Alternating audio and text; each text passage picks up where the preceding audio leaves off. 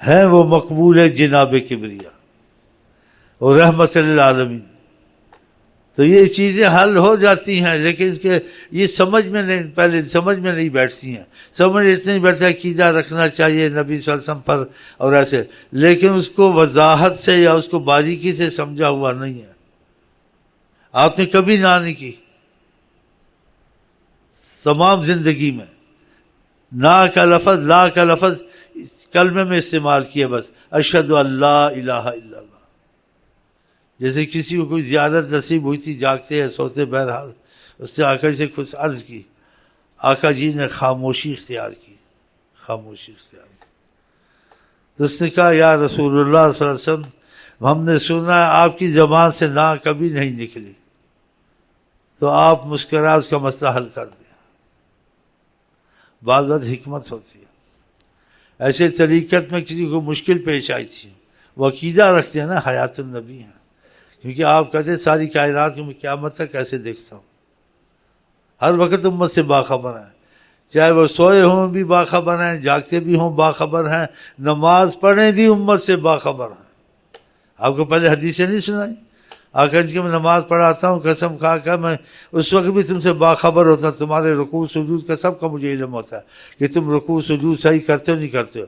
خشوع تمہارے دل میں خدا کی رغبت ہے یا دل تمہاری ادھر پھر رہا ہے؟ بتاؤ. یہ صحیح حدیثیں ہیں. انسان جب لوگوں کے ساتھ بیٹھ کے بات کرے تو بیچ میں عالم بھی آتا ہے، جاہل بھی آتا ہے، تو پھر اس باتوں کو دیکھتے ہیں کہ باتیں ایسے جیسے جذبے سے کر رہا ہے، واقعہ علم کے دائرے کے اندر ہیں، ثابت ہیں. یہ تو ثابت باتیں ہیں. جو فیض سے ثابت ہوتی ہیں نا وہ عقل کو اڑا دیتی ہیں. ہاں کہ آقا جی کی عظمت سمجھ سے باہر ہو جاتی ہے جو فیض جاری ہو جائے.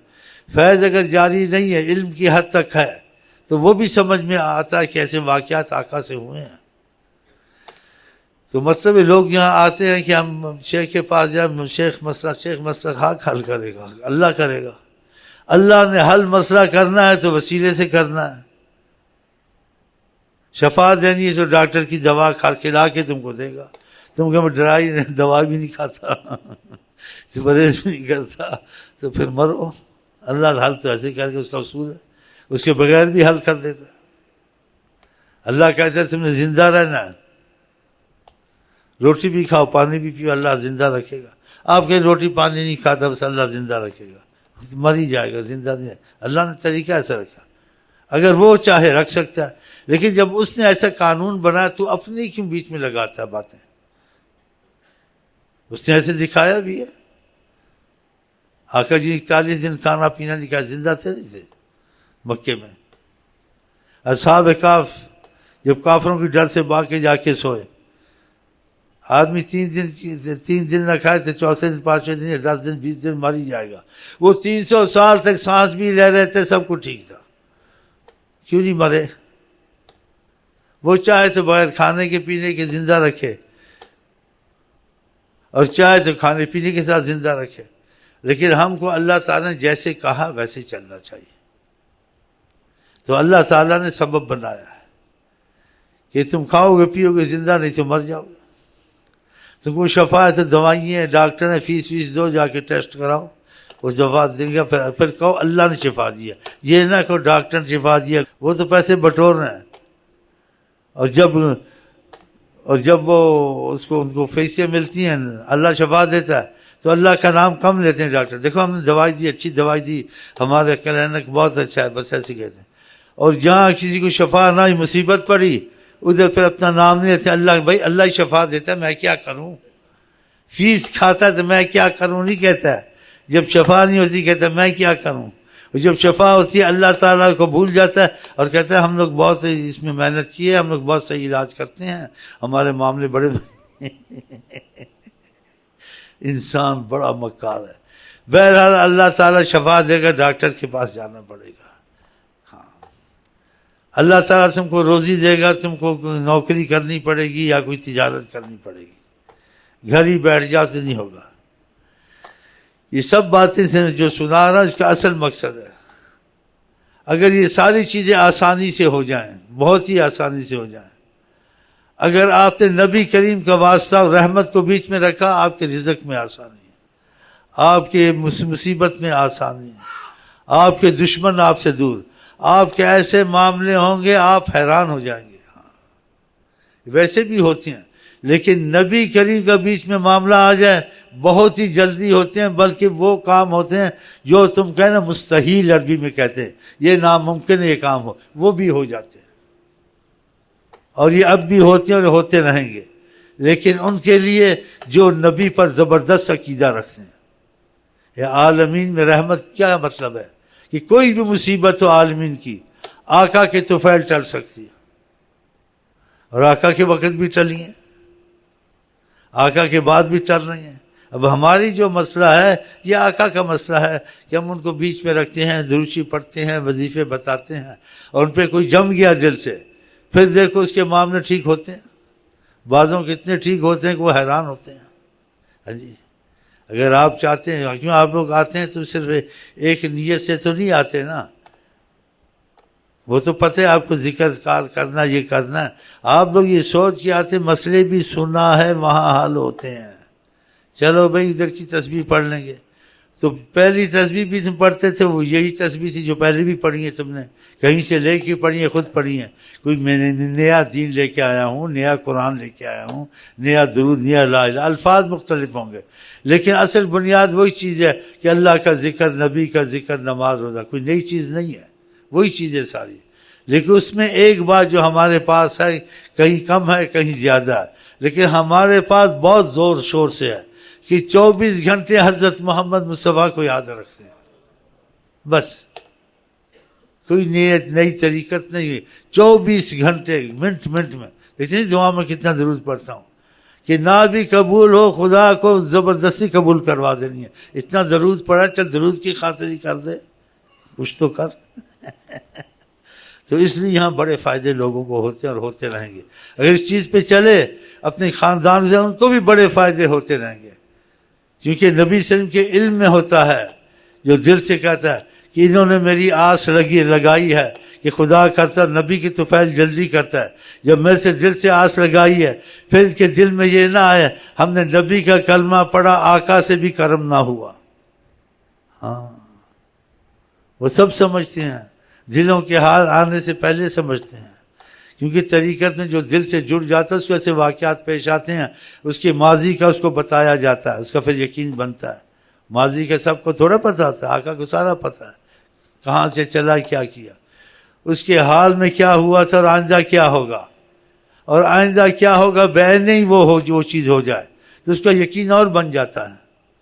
لیکن جو سنتا ہے اس کا یقین بنتا ہے لیکن کمزور رہتا ہے. لیکن جس کے ساتھ معاملہ ہوتا ہے اس کا یقین ایسا بناتے ہیں ساری دنیا ایک طرف، اس کے لیے حضرت محمد مصطفیٰ ایک طرف.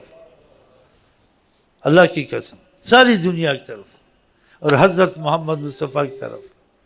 ہاں یہ آپ کو بتا دوں، اگر آپ نے یقین جما لیا رحمت العالمین پر، آپ دیکھیں آپ کی تجارت میں کیسے ہوں گے، آپ حیران ہوں گے.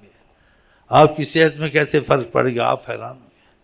آپ کو بیماریاں بھی لگیں گی، بیماریاں بس زور دم ٹوٹا ہوگا کہ آپ پہ نظر ہے حضرت میں. وہی بیماری دوسرے کو لگے اٹھ بیٹھ نہ سکے، تم اٹھو گے بھی، بیٹھو گے بھی، کھاؤ گے بھی، ہنسو گے بھی. یہ کیسا بیمار؟ دوسرا بیمار تو اٹھتا نہیں تھا، اسے چلتا پھرتا ہے. وہ بیماری جو ان سے دم توڑ جائے گی کہ ان کی نظر جہاں بھی پڑے مصیبتیں کم ہوتی ہیں اور بیماریاں کم ہوتی ہیں، پریشانیاں کم ہوتی ہیں. کیا اس نے دعا مانگی ہے؟ نہیں مانگی ہے، ان کی نظر پاک کا اتنا اثر ہے. تو وہ نہیں چاہتے کسی کے دل میں آئے کہ آقا نے بھی ہمارا خیال نہیں کیا. کیوں ایسے واقعات طریقت میں ہوئے ہیں.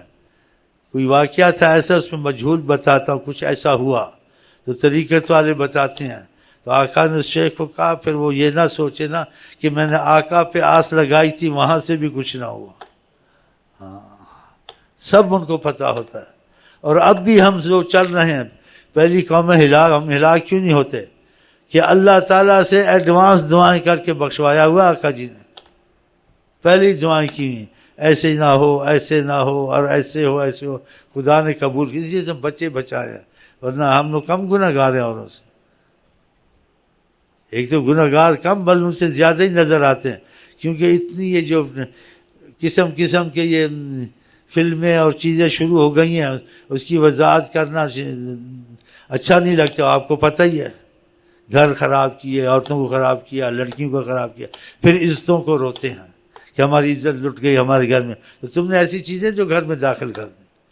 تمہیں گھر میں درود ہوتا، قرآن ہوتا، رحمت ہوتے، تو تم کو یہ زخم دل میں نہ لگتے. ہاں تو ایسی بات انسان کیا.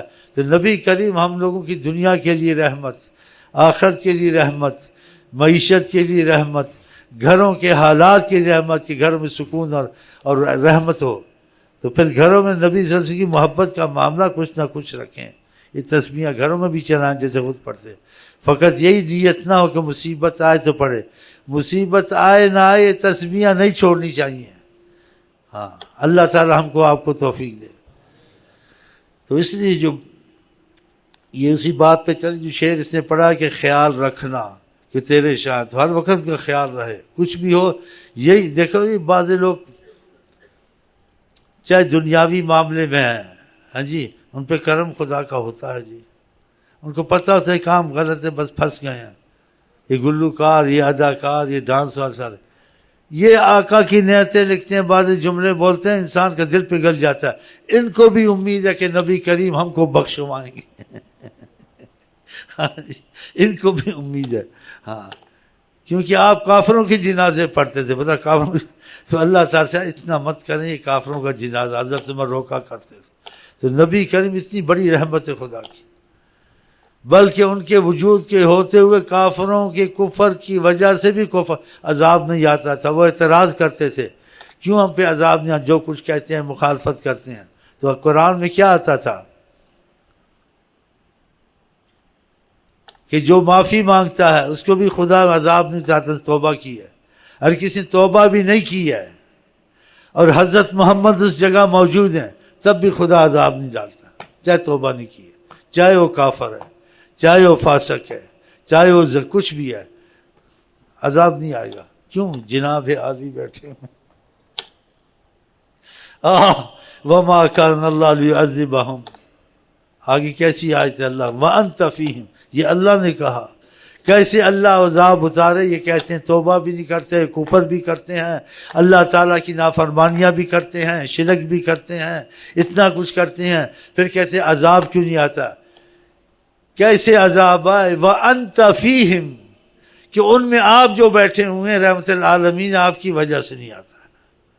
کتنی بڑی بات. تو اللہ سے ہمیں امید ہے کہ ہم آج کل ہم نے دلوں میں آقا کو بٹھایا ہوا ہے. ہم لوگوں کا انشاءاللہ کوئی حساب کتاب نہیں، سب فری جنت انشاءاللہ.